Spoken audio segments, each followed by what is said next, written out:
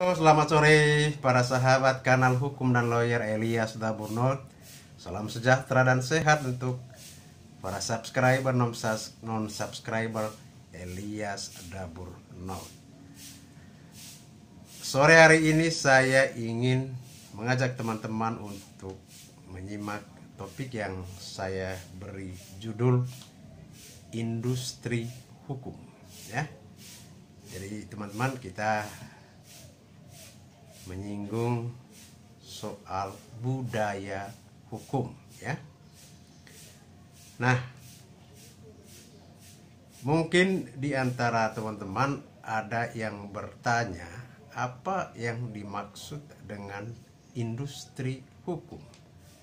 Karena selama ini yang sering kita dengar atau baca dalam buku-buku hukum maupun mengikuti perkuliahan ilmu hukum, terutama hukum perdata, kita hanya mengenal hukum industri, ya. Ilmu yang mengatur masalah perindustrian, bagaimana cara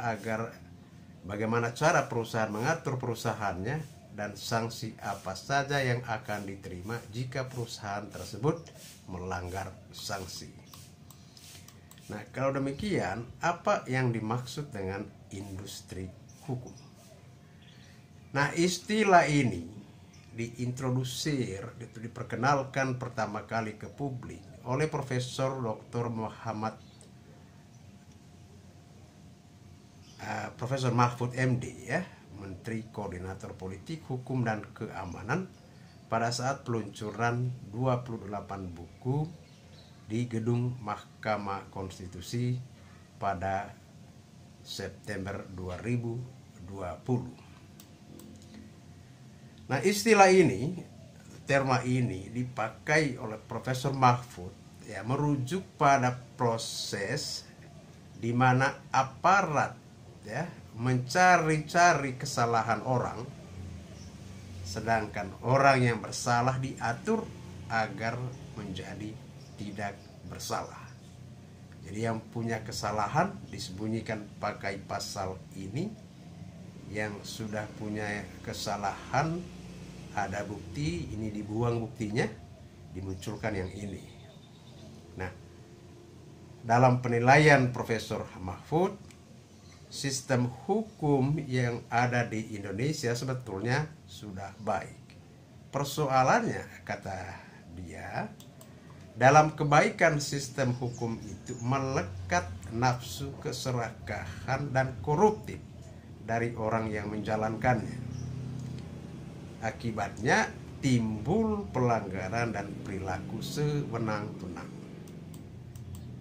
Nah, kalau di dalam hukum itu, ya, saya katakan di Indonesia ini kenapa kacau balau, ya karena ya nafsu itu tadi.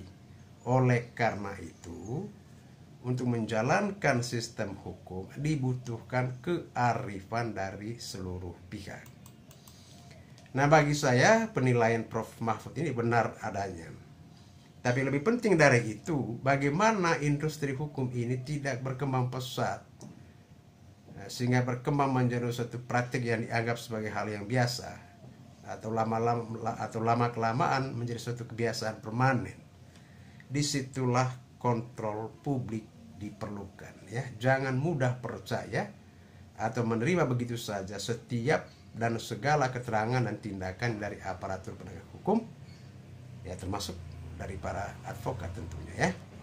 Jadi kita tetap harus mengembangkan kemampuan berpikir cermat, sistematis, dan analitik. Saya kira itu, ya, teman-teman. Semua ini kita angkat, kita bicarakan, kita lakukan dalam rangka untuk perbaikan sistem hukum di tanah air. Terima kasih. Salam Elias Daburnol.